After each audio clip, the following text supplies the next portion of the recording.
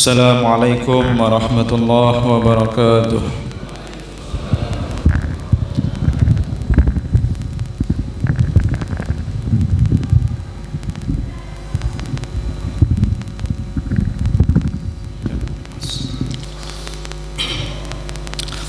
Nahmaduhu wa nusalli wa nusallimu ala rasulihil karim wa ala alihi wa sahbihi ajma'in. Allahumma salli wa sallim wa barik ala sayyidina Muhammadin wa ala alihi wa sahbihi ajma'in, amma ba'd. Qala Allah ta'ala fi kitabihil karim, wal 'asr innal insana lafi khusr illa alladhina amanu wa 'amilus solihati wa tawasaw bil haqqi wa tawasaw bis sabr. Yang kami muliakan, kami hormati para alim, ulama, para tokoh, Bapak Imam, juga Bapak Pengurus Masjid, dan seluruh jamaah Masjid Al-Ikhlas Sidrap yang dirahmati oleh Allah Subhanahu wa Ta'ala. Alhamdulillah, Allah takdirkan kita untuk berjumpa di pagi ini dengan keluarga saya, seluruh warga Sidrap, dalam keadaan sehat walafiat. Alhamdulillah. Memang Allah takdirkan pagi, Pak. Kalau malam kemarin belum ditakdirkan.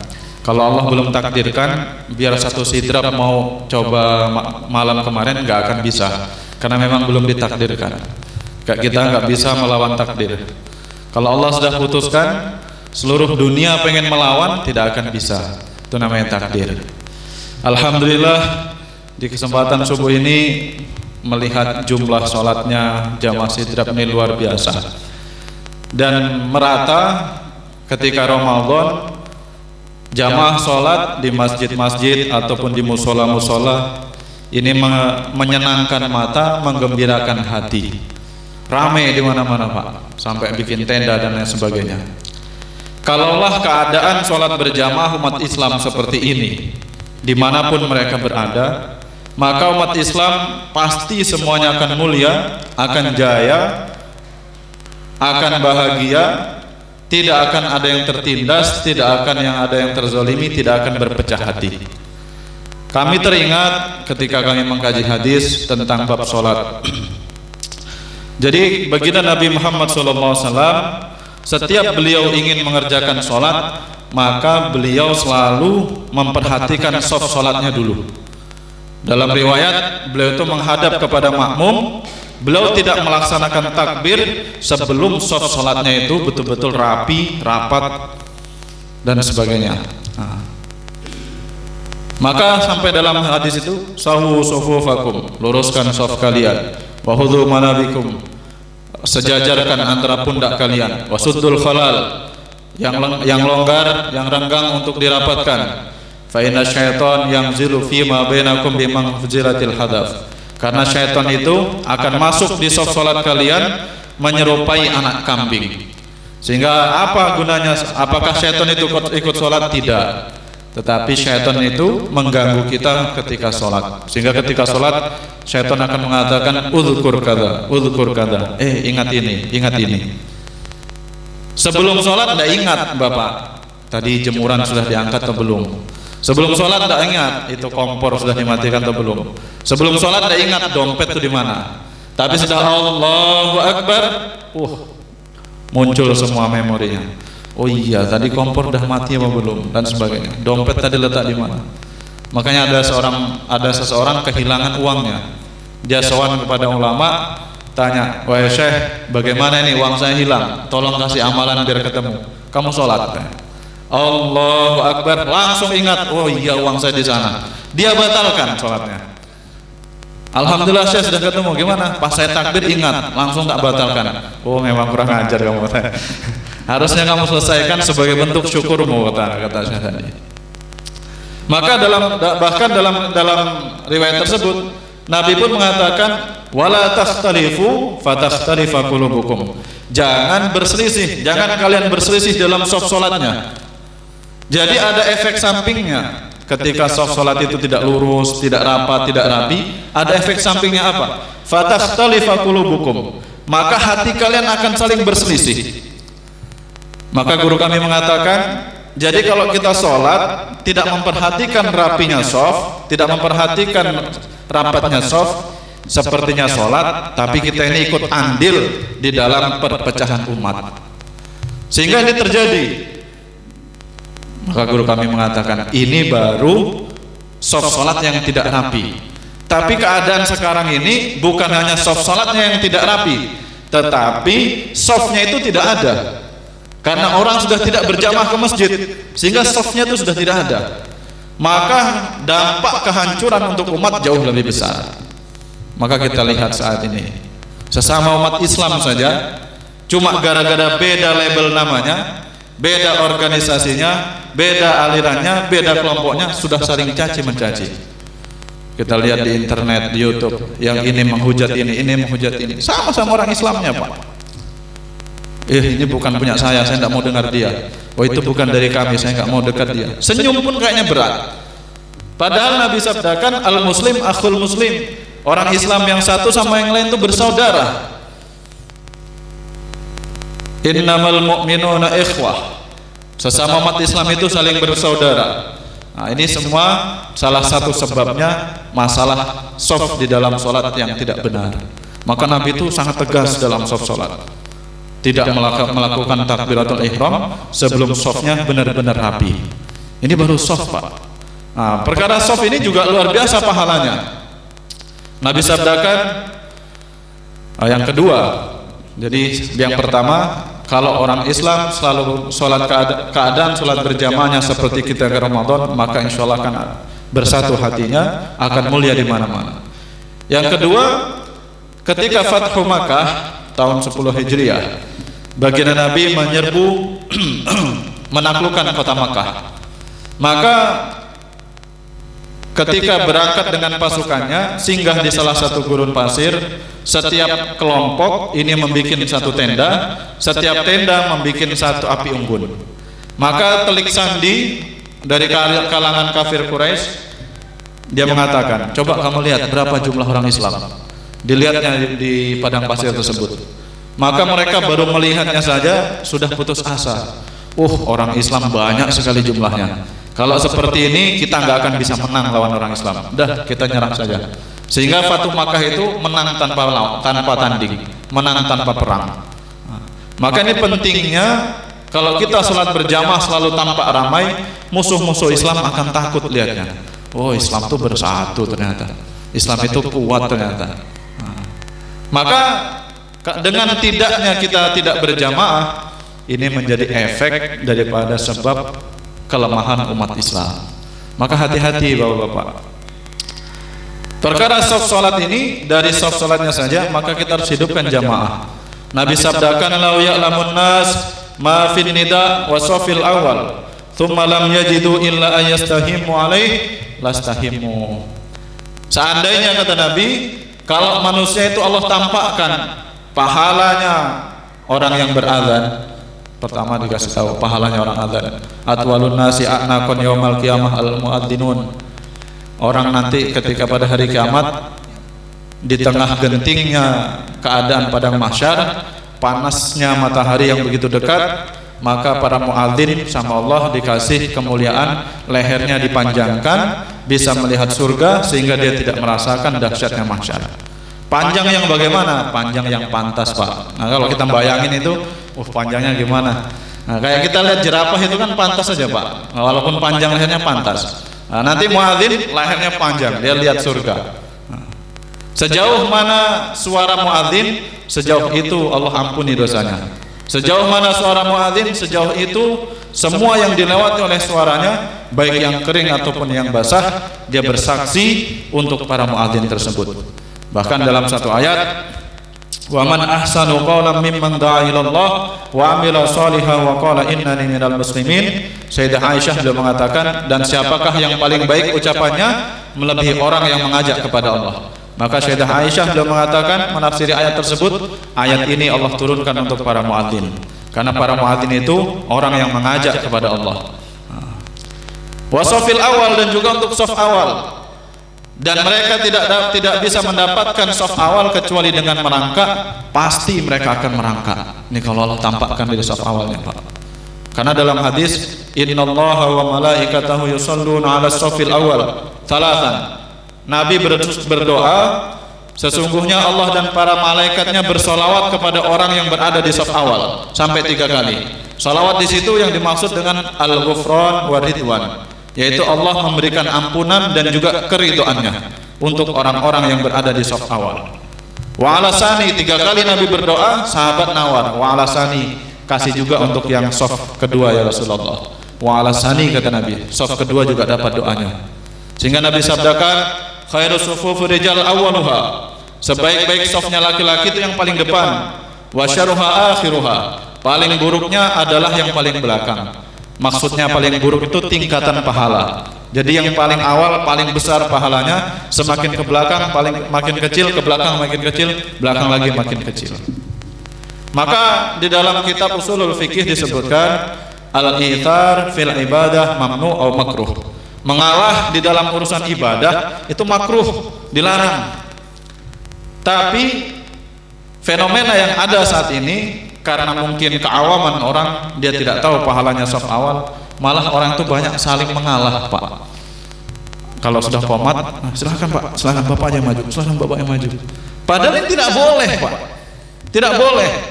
Karena Allah perintahkan fastabiqul khairat, berlomba-lombalah kalian dalam kebaikan. Allah suruh berlomba-lomba, kita suruh monggo Pak, monggo jenengan mawon, monggo Pak, Bapak aja. Ini tidak boleh. Kalau urusan dunia dia berlomba, tapi urusan akhirat silahkan Bapak saja. Nah, ini tidak boleh. Dapat jatah sembako, harus saya yang dapat. Jatah THR harus saya yang dapat. Ini kalau urusan dunia. Tapi urusan amal, agama, kita belakang-belakangan saja. Nah, maka hadirin yang dirahmati Allah Subhanahu wa taala, maka di sisa Ramadan ini mari kita jadikan sebagai melatih diri kita target untuk sisa seumur hidup kita dengan melatih di sisa Ramadan ini kita jaga sholat berjamaah.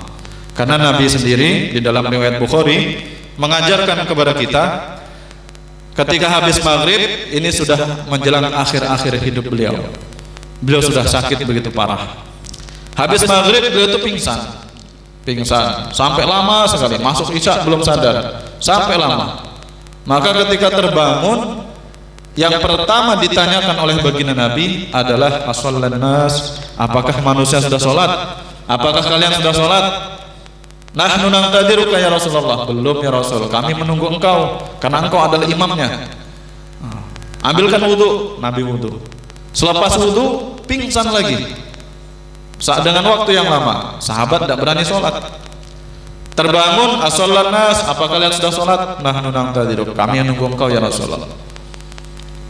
Sampai berkali-kali beliau pingsan. Akhirnya beliau tidak mampu, menyuruh Sayyidina Abu Bakar untuk mengimami sholat, dan beliau meminta 2 sahabatnya untuk memapah beliau untuk sholat berjamaah. Lihat Pak, ini pimpinan para nabi dan para rasul yang termulia, yang terbaik, yang maksum, tidak memiliki dosa. Bagaimana beliau di dalam sholat berjamaah. Ini mengajarkan kepada kita umatnya, pentingkan ini sholat berjamaah. Maka sahabat Sayyidina Abdullah bin Umar, ini ketika baginda Nabi sudah wafat, Sayyidina Abdullah bin Umar, ini anaknya Sayyidina Umar, beliau itu pernah tertinggal salat isya berjamaah, tidak sengaja tertinggal salat isya berjamaah. Maka begitu menyesalnya beliau, begitu sedihnya beliau mengganti salat isya mulai dari waktu isya sampai waktu subuh, semalam suntuk untuk mengganti salat isyanya. Dan begitu pun yang dilakukan oleh para ulama salafus saleh. Ulama salafus saleh itu pernah Pak dikisahkan di dalam kitab I'anatul Talibin. Nah, ada seorang ulama salafus saleh, beliau satu hari berjalan-jalan melihat kebunnya. Jadi sama kayak Bapak, ulama-ulama dulu juga ada punya kebun. Nah, lihat kebunnya, asik melihat kebun, terlena. Akhirnya tertinggal sholat asar berjamaah. Maka beliau mengatakan, inna lillah, inni ushidukum alayya ana haiti alal masakin sadaqah. Saksikanlah oleh kalian, kebunku ini aku sedekahkan untuk orang miskin. Sebab kebunku ini jadikan saya tertinggal salat asar berjamaah. Bahkan Syekh Ubaidillah Al-Ahrar Al-Qawariri, ulama salafus saleh, beliau seumur hidupnya tidak pernah tertinggal salat berjamaah. Suatu hari ada tamu datang singgah ke rumah beliau. Akhirnya beliau sibuk menjamu tamu tadi sampai tertinggal sholat isya berjamaah. Maka beliau cari masjid yang lain, cari ke sana ke sini, sana sini. Sudah tutup semua, sudah selesai semua. Maka beliau teringat dengan hadis sholatul jamaah afdalu min sholatil fadhi bi 27 darajah. Bahwasanya salat jamaah itu lebih utama daripada 27 derajat dibandingkan salat sendiri. Maka beliau salat isya sebanyak 27 kali sebagai pengganti tertinggalnya tadi. Setelah selesai beliau tidur. Maka ketika tidur beliau bermimpi. Beliau bermimpi menunggang kuda bersama rombongan, yang lain di depan semua, beliau sendiri di belakang. Maka beliau memacu kudanya supaya berada di depan bersama rombongan. Tapi tidak bisa menyusul mereka yang di depan. Padahal sudah sekuat tenaga memacu kudanya. Maka orang yang di depan dia menghadap ke belakang, menoleh ke belakang, dia mengatakan, kamu bersungguh-sungguh memacu kudamu, tidak akan bisa menyusul kami di depan. Limadha ya akhi, kata Syekh Ubaidillah. Kenapa wahai saudaraku? Li'annana shallaina al-isya fil jamaah wa anta shallaital isya wahdak. Karena kami ini salat isya berjamaah, sedangkan engkau salat isya sendirian. Padahal beliau sudah mengganti 27 kali. Pernahkah kita seperti itu ketika tertinggal? Nah, karena kita belum terlalu mementingkan berjamaah seperti para orang-orang soleh tersebut. Sampai-sampai mereka punya anggapan, Pak. Anggapan mereka itu luar biasa. Ma fatat ahadan salatul jamaah illa bidambin asabah. Tidaklah seseorang tertinggal salat berjamaah kecuali karena sebab dosa yang dia kerjakan. Sehingga kalau tertinggal berjamaah, mereka tuh langsung, ya Allah, saya ini dosa, saya ini telah berbuat dosa, sehingga dengan dosa tersebut engkau tidak izinkan saya untuk berjamaah. Sampai seperti ulama salaf. Dan mereka akan bersedih selama 3 hari, seperti sedihnya orang tua yang ditinggal mati anaknya ketika mereka tertinggal takbiratul ihram bersama imam. Imam Allahu Akbar, makmum langsung nyusul Allahu Akbar. Ini takbiratul ihram. Yang kata Nabi, barang siapa selama 40 hari salat wajib tidak tertinggal takbiratul ihram, kutiba lahu bari'atani, maka ditulis untuk dia 2 kebebasan. Bara'atu minan nar wa bara'atu minan nifaq. Bebas dari neraka, yang kedua bebas dari sifat munafik. 40 hari dia tidak pernah tertinggal takbiratul ihram. Karena memang di zaman Nabi, Pak, orang munafik pun tidak berani meninggalkan salat jamaah, kecuali betul-betul orang-orang yang menampakkan kemunafikannya. Orang munafik pun sampai tidak berani meninggalkan salat berjamaah di zaman Nabi itu. Maka mereka akan sedih selama 3 hari ketika tertinggal takbiratul ihram, dan akan sedih selama 1 minggu ketika mereka sampai masbuk. Maka dalam kitab tersebut disebutkan, fa'alam dzalika ya akhi, ambillah pelajaran dari kisah tersebut wahai saudaraku. Maka bagaimana? Jadi kalau kita ingin tahu derajat kita di sisi Allah itu seperti apa, maka lihatlah bagaimana kita terhadap mementingkan terhadap sholat kita. Man ahanat alaihi sholat fahuwa indallahi ahwan. Barang siapa yang meremehkan sholat, maka dia itu remeh di sisi Allah Subhanahu wa taala. Dan nanti, bukan nanti, ini kita sudah akhir zaman. Kata Nabi, di akhir zaman yang pertama akan dicabut dari muka bumi adalah khusyuk di dalam sholat. Sehingga kita akan melihat, kata Nabi, sehingga kalian akan melihat di satu masjid yang besar tidak ada satu orang pun yang khusyuk di dalam sholatnya. Maka jalan keluar satu-satunya supaya sholat kita itu diterima oleh Allah Subhanahu wa taala, yaitu dengan sholat berjamaah. Karena Nabi sabdakan, kalau imamnya khusyuk, makmum tidak khusyuk, sholatnya tetap diterima karena keberkahan khusyuknya makmum. Makmumnya tidak khusyuk, imamnya khusyuk, tetap diterima keberkahan khusyuknya imam. Dua-duanya tidak khusyuk, tetap diterima karena keberkahan daripada sholat berjamaahnya. Masya Allah. Bahkan ini sholat dan sebagainya, keutamaan shaf awal, keutamaan langkah kaki, wudhu, ini sudah tinggi luar biasa, apalagi keutamaan sholatnya. Nah, maka hadirin yang dirahmati Allah Subhanahu wa taala, maksimal 15 menit sudah cukup kayaknya. Jadi mudah-mudahan di sisa-sisa Ramadan ini kita niatkan untuk mendekatkan diri kepada Allah Subhanahu wa taala. Kita niatkan untuk sisa Ramadan ini kita maksimalkan untuk memperbaiki amal-amal kita, memperbaiki hubungan kita kepada Allah Subhanahu wa taala. Sedikit yang dapat disampaikan, kurang lebihnya mohon maaf yang sebesar-besarnya. Akhirul kalam, wabillahi taufiq wal hidayah. Assalamualaikum warahmatullahi wabarakatuh.